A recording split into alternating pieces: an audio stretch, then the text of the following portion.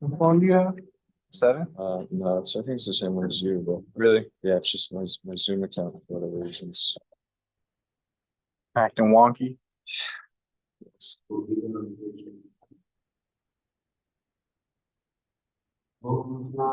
Ananda, yeah.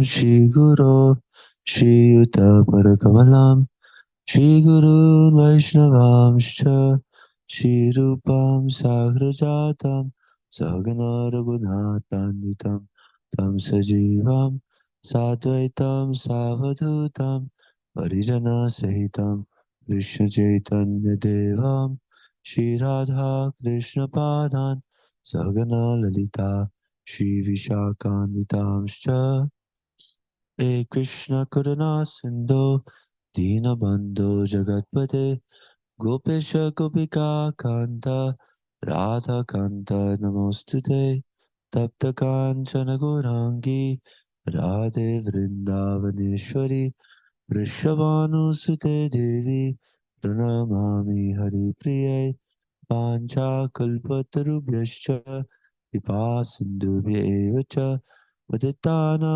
Bhavanebhyo Vaishnavebhyo Namo Namaha Shri Krishna Chaitanya Prabhu Nityananda Shri Advaita Gadadhar Shiva Sari Gaura Bhaktavinda Hare Krishna Krishna Krishna Hare Hare Hare Rama Rama Rama Hare Hare.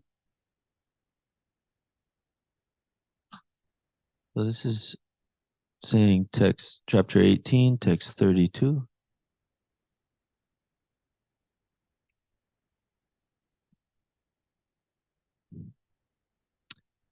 Chapter 18, text 32. Okay, so let us chant this in unison, Sanskrit and the translation.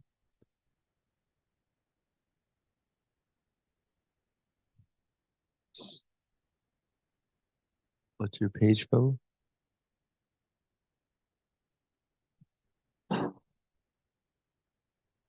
Okay, here we go. Adharmam dharmamitiya manyate tamasavrita sarvartan viparitamscha buddhi sapartatamasi. That understanding which considers irreligion to be religion and religion to be irreligion under the spell of illusion and darkness and strives always in the wrong direction, O Partha, is in the mode of ignorance. Trityaya yatarayate mana pranendriya kriya yogena vyabhicharinya driti sapartha satviki. O son of Pritha, that determination which is unbreakable, which is sustained with steadfastness by yoga practice, and thus controls the mind, life, and the acts of the senses, is in the mode of goodness. Text 34. Yaya tu dharmam karmartan dritta dharayate arjuna prasangena phalakankshi driti sapartha rajasi. And that determination by which one holds fast to fruitive result in religion, economic development, and sense gratification is of the nature of passion, O Arjuna. Text 35. Yaya svapnam bhayam shokam vishadam madam evacha na vimunjate durmedha driti sapartatamasi. Translation. And that determination which cannot go beyond dreaming, fearfulness, lamentation, moroseness, and illusion Such unintelligent determination is in the mode of darkness. Text 36 and 37. Sukham tridhyanim trividham Shrinu me bharatarshava Abhyasa ramate yatra Dukhantam cha nigacchati Yatad agre visham iva Pariname mritopamam Tatsukam satvakam proktam Atma Buddhi prasadajam. O best of the Bharatas, now please hear from me about the three kinds of happiness which the conditioned soul enjoys, and by which he sometimes comes to the end of all distress. That which in the beginning may be just like poison, but at the end is just like nectar, and which awakens one to self-realization, is said to be happiness in the mode of goodness.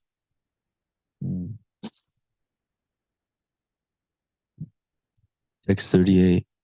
Vishayendriya samyogad yattad agre mritopamam pariname visham iva tatsukam rajasam smritam. That happiness which is derived from contact of the senses with their objects, and which appears like nectar at first, but poison at the end, is said to be of the nature of passion. Text 39.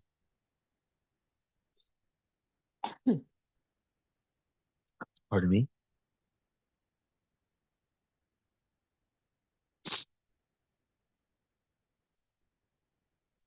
Yad agre chanu bandhe cha sukham mohanam atmanah niridralasya pramadotam tattamasam udahritam.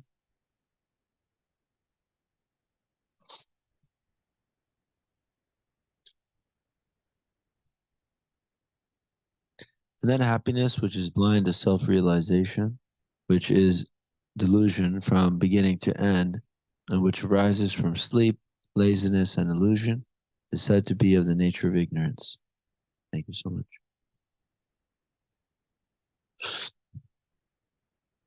Thank you.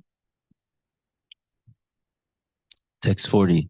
Natad asti pratitvyamba divi deveshu va punaha sattam prakritijar muktam yad evi syat tribir gunai. There is no being existing either here or among the demigods in the higher planetary systems which is freed from the three modes of material nature. Text 41.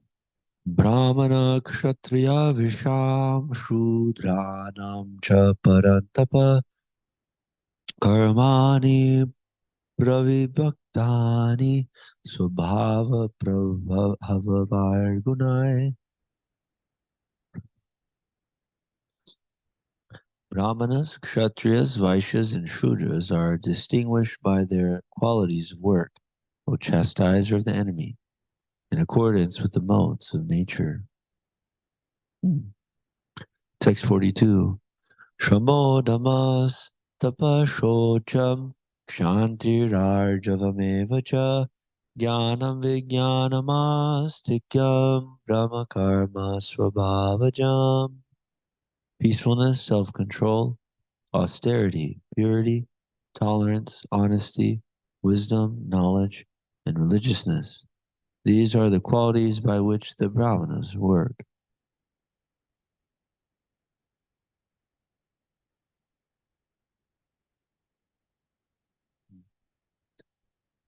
Thank you for chanting.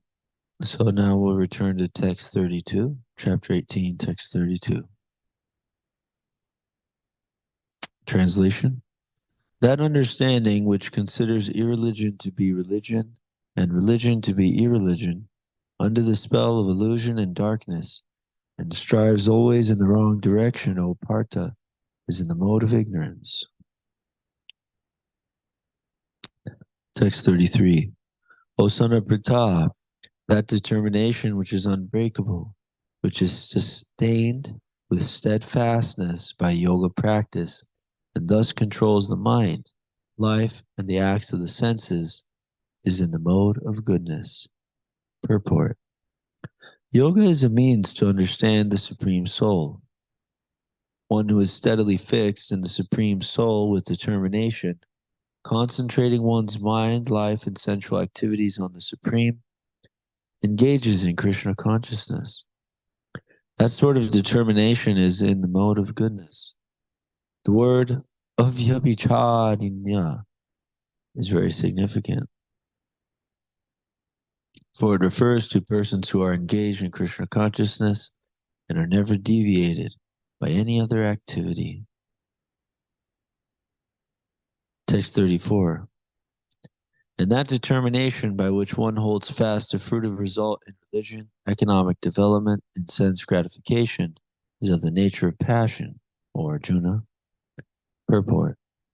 Any person who is always desirous of fruitive results in religious or economic activities, whose only desire is sense gratification, and whose mind, life, and senses are thus engaged, is in the mode of passion. Text 35. And that determination which cannot go beyond dreaming, fearfulness, lamentation, moroseness, and illusion, such unintelligent determination is in the mode of darkness. Purport. It should not be concluded that a person in the mode of goodness does not dream. Here, dream means too much sleep. Dream is always present, either in the mode of goodness, passion, or ignorance. Dream is a natural occurrence. But those who cannot avoid oversleeping, who cannot avoid the pride of enjoying material objects, and who are always dreaming of lording it over the material world, whose life, mind, and senses are thus engaged, are considered to be in the mode of ignorance. Text 36 and 37. O best of the Bharatas, now please hear from me about the three kinds of happiness which the conditioned soul enjoys, and by which he sometimes comes to the end of all distress. That which in the beginning may be just like poison, but at the end is just like nectar, and which awakens one to self-realization, is said to be happiness in the mode of goodness. Purport. A conditioned soul tries to enjoy material happiness again and again. Thus he chews the chewed. But sometimes, in the course of such enjoyment, he becomes relieved from material entanglement by association with a great soul. In other words, a conditioned soul is always engaged in some type of sense gratification. But when he understands by good association that it is only a repetition of the same thing, and he is awakened to his real Krishna consciousness, he is sometimes relieved from such repetitive so-called happiness. In the pursuit of self-realization, one has to follow many rules and regulations to control the mind and the senses and to concentrate the mind on the self. All these procedures are very difficult, bitter like poison, but if one is successful in following the regulations and comes to the transcendental position, he begins to drink real nectar and he enjoys life. Text 38. That happiness which is derived from contact of the senses with their objects, and which appears like nectar at first, but poison at the end, is said to be of the nature of passion. Purport. A young man and a young woman meet, and the senses drive the young man to see her, to touch her, and to have sexual intercourse. In the beginning, this may be very pleasing to the senses, but at the end, or after some time, it becomes just like poison. They are separated, or there is divorce, there is lamentation, there is sorrow, etc. Such happiness is always in the mode of passion. Happiness derived from a combination of the senses and the sense objects is always a cause of distress and should be avoided by all means. Text 39. And then happiness, which is blind to self-realization, which is delusion from beginning to end, and which arises from sleep, laziness, and illusion, is said to be of the nature of ignorance. Purport. One who takes pleasure in laziness and in sleep is certainly in the mode of darkness, and one who has no idea how to act and how not to act is also in the mode of ignorance. For the person in the mode of ignorance, everything is illusion. There is no happiness either in the beginning or the end. For the person in the mode of passion, there might be some kind of ephemeral happiness in the beginning and at the end distress. But for the person in the mode of ignorance, there is only distress both in the beginning and at the end. Text 40. There is no being existing either here or among the demigods in the higher planetary systems which is freed from the three modes of material nature. Purport. The Lord here summarizes the total influence of the three modes of material nature all over the universe. Text 41. Brahmanas, Kshatriyas, Vaishyas, and Shudras are distinguished by their qualities of work, of chastiser of the enemy, in accordance with the modes of nature. Text 42. Peacefulness, self-control, austerity, purity, tolerance, honesty, wisdom, knowledge, and religiousness. These are the qualities by which the Brahmanas work. So I thought that maybe we could just read the whole thing. So now we'll go back, touch base on a few of the points. Go through triple. So text 32 says that understanding which considers irreligion to be religion and religion to be irreligion under the spell of illusion and darkness and strives always in the wrong direction, O Partha, is in the mode of ignorance. So this is summarized. This is summarizing the modern society, that there's no knowledge of the self. So things which are glorified in the modern world are actually improper, and religion or real science of serving God has become very much, what's the word? Deplorable, or people are very much uninterested in the science of God, and they're very much interested in living for the senses. So this is illusion. And so, or this is the understanding which is an illusion. So understanding that we are the spirit soul, servant of Krishna, that is real knowledge, that is real understanding. And by that understanding, one can act properly and be elevated. So therefore, we work hard to get a proper understanding. And without proper understanding, we'll always be working in the wrong direction. So text 33 says, O son of Pritha, that determination which is unbreakable, which is sustained with steadfastness by yoga practice and thus controls the mind, life, and the acts of the senses, is in the mode of goodness. Prabhupada in the purport, he brings out the word avya vicharinya. And he says it refers to persons who are engaged in Krishna consciousness and are never deviated by any other activity. So this is how we become a good devotee of Krishna. Rather, this is a word which describes the best devotees of Krishna. And by practicing this level of determination, we can cultivate that. So we can cultivate that quality. Krishna was speaking about by associating with the mode of goodness, then we can develop that quality. So this Prabhupada has a very strong audio recording, which you can hear. where he says, if you cannot finish your 16 rounds, then you must not sleep on that day. You must not eat on that day. He said, you are not forgetting your eating. You do not forget to sleep. Why are you forgetting to chant? This is aparad. This is offense. He says, if you do not finish your 16 rounds, I cannot protect you. He said, you may take initiation, but if you want to make a joke of it, then I cannot protect you. So this is it. And he says, this is determination, that I shall not sleep till I finish. I shall not eat that day if I cannot finish my rounds. So he says, this is determination.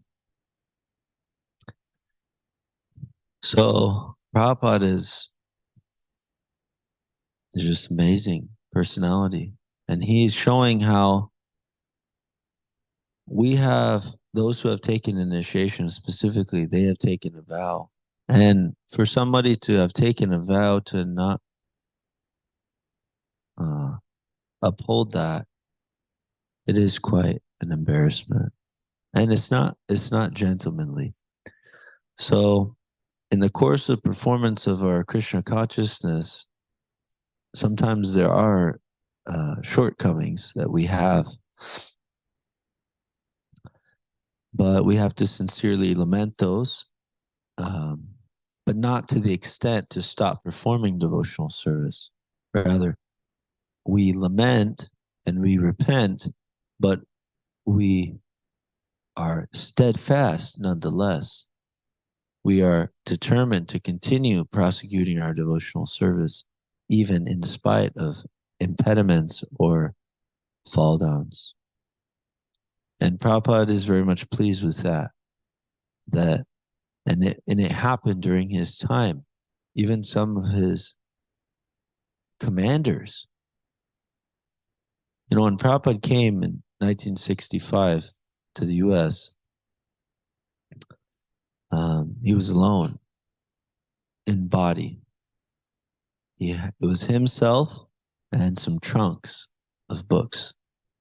And of course, in those books were all the acharyas, liberated acharyas. Lord Krishna was personally there in those books. And, you know, they were all with him.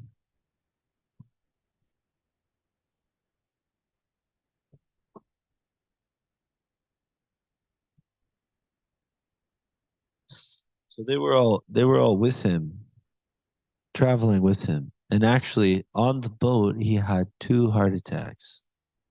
It was a long journey in a cargo ship, which is not designed for passengers.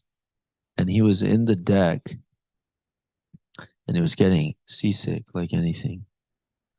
And he had 2 heart attacks. And he describes it in his diary, which you can read.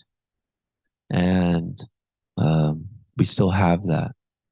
And he describes how it was a life and death struggle.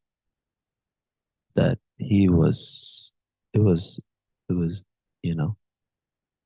So he was describing how this was happening to him, but he had this vision that the various incarnations of Lord Krishna were actually rowing him across the ocean on a boat, and he was protected by them.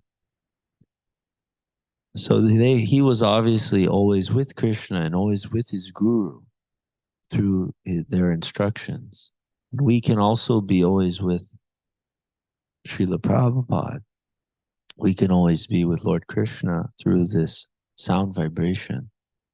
So it's stated that Bhaktivinoda Thakur states that he is not thinking correctly who thinks that a Vaishnava or a devotee dies.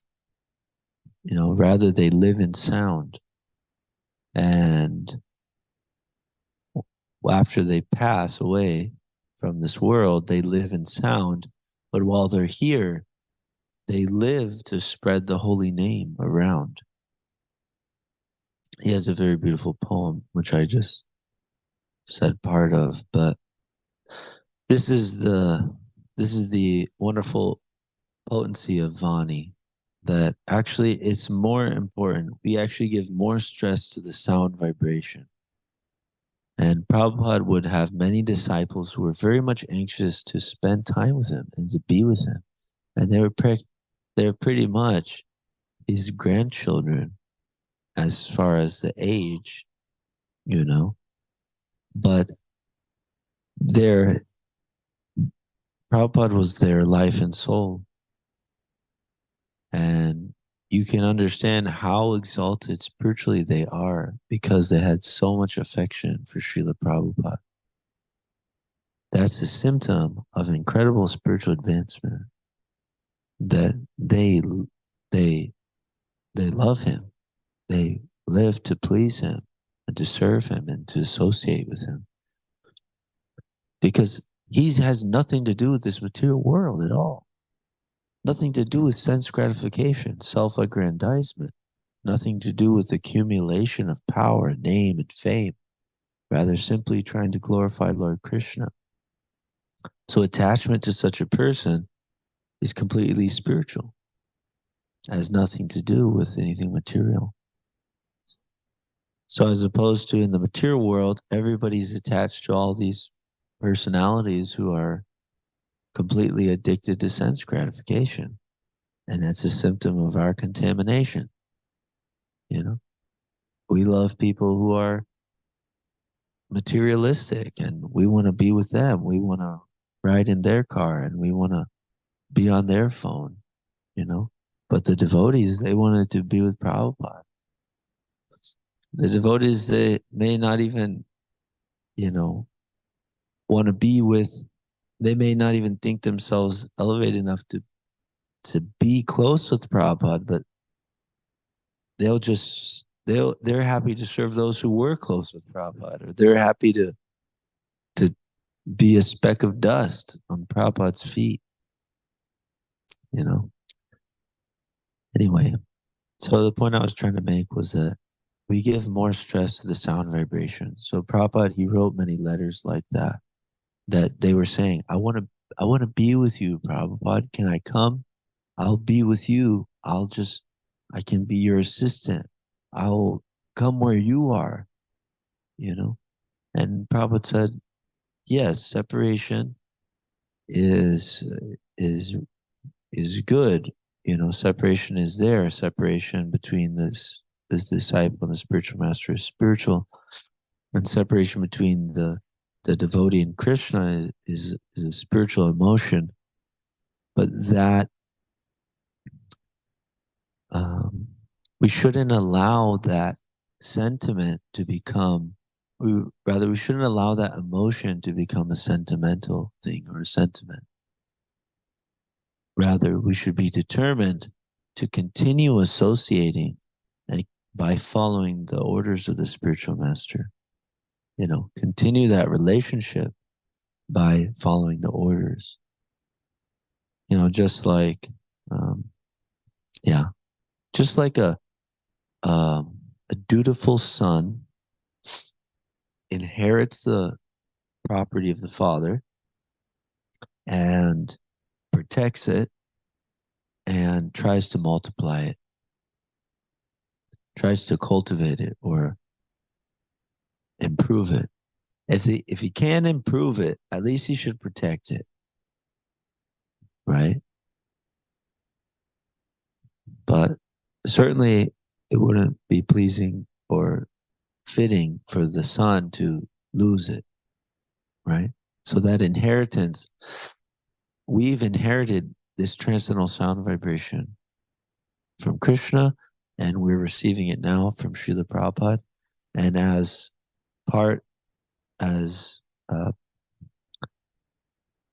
members of this society, every one of us is being encouraged to become the shishya of Srila Prabhupada, meaning that he becomes our preeminent Shiksha Guru, that every one of us has a personal relationship with the orders of Srila Prabhupada. And that's why primarily we focus on distribution of his literatures to the society at large, because that relationship is fundamental for us to awaken our loving devotion to Krishna. Though it becomes enriched, and it's also required from the Pancharatriki side to take Diksha from a living representative of the Parampara. Those are two sides there. There's this Pancharatrika side, which means the system of devotional service, which has actually, in our tradition, we receive it from Narada Muni. So he's a transcendental rock star, musician, traveling musician, and spaceman. And he has given Narada Pancharatra. So this Narada Pancharatra is a process. Specifically, it means 5 days. There's an explanation behind that, but it's a system of worshiping the deity in an authorized fashion. So we are performing our devotional service, which you were mentioning about the senses. Narada Muni, in that text, he gives a verse which he says that devotional service means to use our senses in the service of the master of the senses. That's called bhakti yoga. So Prabhupada in this verse is saying yoga means to understand the Supreme Soul. So bhakti yoga is the most effective means to understand him, which is confirmed in the Gita himself when he says, Bhaktya mam abhijanati, that I can be understood by bhakti. So,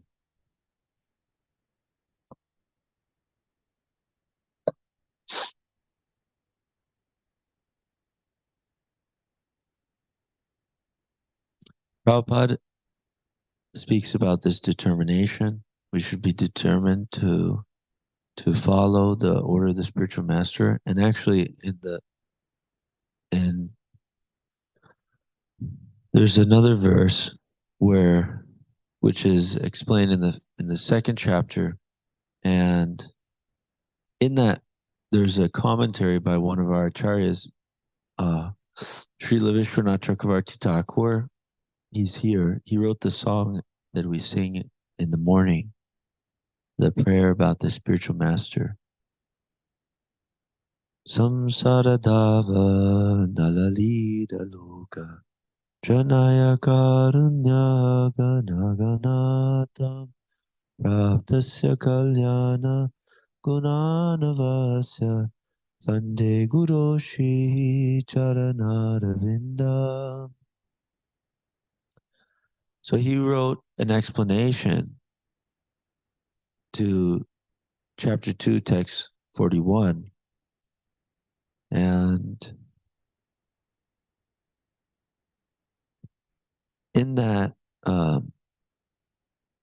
you can find it now if you like. We can check it out, what he says. It's related to the point of determination, which I'd like to focus on right now. So, chapter 2, text 41. The English translation is, those who are on this path are resolute in purpose, and their aim is one. O beloved child of the Kurus, the intelligence of those who are irresolute is many-branched. Right. So, we can read this. Let's read this purport. This is a nice one. A strong faith in Krishna consciousness that one should be elevated to the highest perfection of life is called Vyavasayatmika intelligence. The Chaitanya Charitamrita states, Shraddhe Shabde Vishwas Kahe Suridha Nishchaya Krishna Bhakti Kaile Sarva Karma Kritahaya. Faith means unflinching trust in something sublime. When one is engaged in the duties of Krishna consciousness, he need not act in relationship to the material world with obligations to family traditions, humanity, or nationality. Fruitive activities are the engagements of one's reactions from past good or bad deeds. When one is awake in Krishna consciousness, he need no longer endeavor for good results in his activities. When one is situated in Krishna consciousness, all activities are on the absolute plane, for they are no longer subject to dualities like good and bad. The highest perfection of Krishna consciousness is renunciation of the material conception of life. This state is automatically achieved by progressive Krishna consciousness. The resolute purpose of a person in Krishna consciousness is based on knowledge.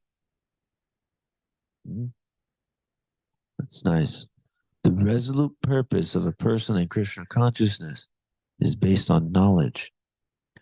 Vasudeva Saramiti Samahatma Sudurlabha, by which one comes to know perfectly that Vasudeva Krishna is the root of all manifested causes. So this morning we were speaking about the great soul. So the great soul is this person that knows that Krishna is everything, the root of all manifested causes. So if somebody knows that he is the cause of everything, this is a text that is also in the Gita. Krishna says, such a person, they worship me with all their hearts. If they know that I'm the cause of everything, then it's natural that they worship me with all their hearts.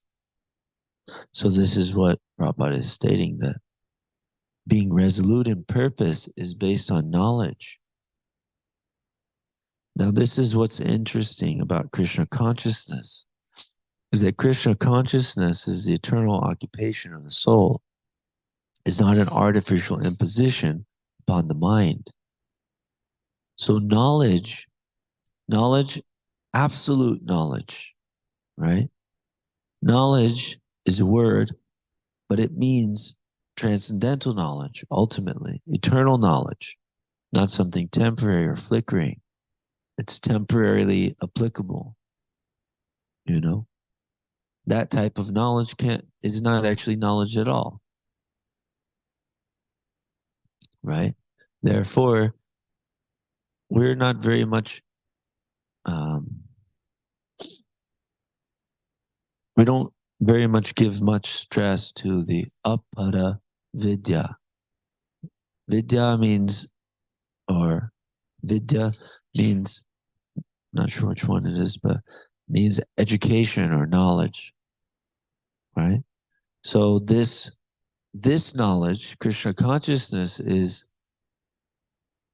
Rajo Vidyam, Rajo Guyam, right? It means it's the king of knowledge. Raja Vidya, Raja Guyam. It's actually the king of secrets also. But the knowledge of the material world is apara vidya, means that it's less than, it's inferior versus superior. So the knowledge of the bhakti scriptures, the bhakti shastras, this is paravidya, is transcendental and superior knowledge. There are so many scriptures, and there is a lot there in the Vedas, like so many things, are there. They're very vast books of knowledge, and they include knowledge for many different classes of men. But the Bhakti Shastras are the topmost jewels. Garga Samhita, this Bhagavad Gita, Srimad Bhagavatam, select Puranas like Padma Purana, these specifically a few very important Upanishads describe completely transcendental knowledge, which awakens one's devotion for the Lord. So therefore, Isha Upanishad means the Upanishad which brings one nearer to the Supreme Person. Isha means the controller.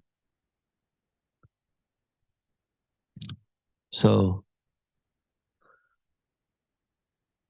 that literature is specifically meant to understand who is God. And it's stated there that God is the person that owns everything. Right? Ishavasya idam sarvam. The person who is the Ishavasya sarvam idam. So he is actually the person that is the controller of everything. Sarvam means all. So when we read that text, then we get closer and then we understand more clearly that Krishna is God. So when we take these Bhakti Shastras and we take them to heart, we study them and we apply them and we teach them, all those things enrich our knowledge and conviction that Krishna is actually the source of everything. Then our purpose becomes resolute and our purpose is very fixed. I have to serve Krishna because Krishna is the source of everything. What else is there to do? I may be deficient in so many ways, but there's nothing else for me to do because he's the source of everything,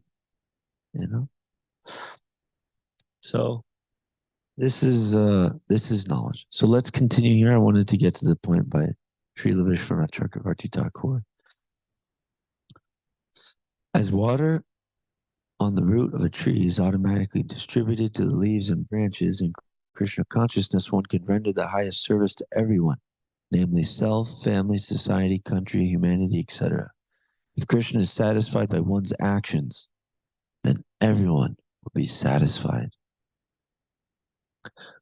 Service in Krishna consciousness is, however, best practiced under the able guidance of a spiritual master who is a bona fide representative of Krishna, who knows the nature of the student and who can guide him to act in Krishna consciousness. Very amazing sentence. Very amazing sentence. As such, to be well versed in Krishna consciousness, one has to act firmly and obey the representative of Krishna. And one should accept the instruction of the bona fide spiritual master as one's mission in life. Srila Vishwanath Chakravarti Thakur instructs us in his famous prayers to the spiritual master as follows. Yasya prasadat bhagavat prasado yasya prasadan nagati kutopi dhyam stuvam stasya yashastri sandhyam vande guru shri charanaravinda. By satisfaction of the spiritual master, the Supreme Personality of Godhead becomes satisfied. And by not satisfying the spiritual master, there is no chance of being promoted to the plane of Krishna consciousness. I should therefore meditate and pray for his mercy 3 times a day and offer my respectful obeisances unto him, my spiritual master. The whole process, however, depends on perfect knowledge of the soul beyond the conception of the body, not theoretically, but practically. When there is no longer chance for sense gratification manifested in fruitive activities. One who is not firmly fixed in mind is diverted by various types of fruitive acts. Well, actually there was the section that I wanted to reference. It wasn't written here. It's in the Vedic paradigm. You can find it, I think it's in chapter 3 of the Vedic paradigm, but we'll do that later. Thank you for your kind attention. Srimad Bhagavad Gita ki jai, Srila Prabhupada ki jai. All glories to the assembled devotees. Hare Krishna. All glories to the assembled devotees.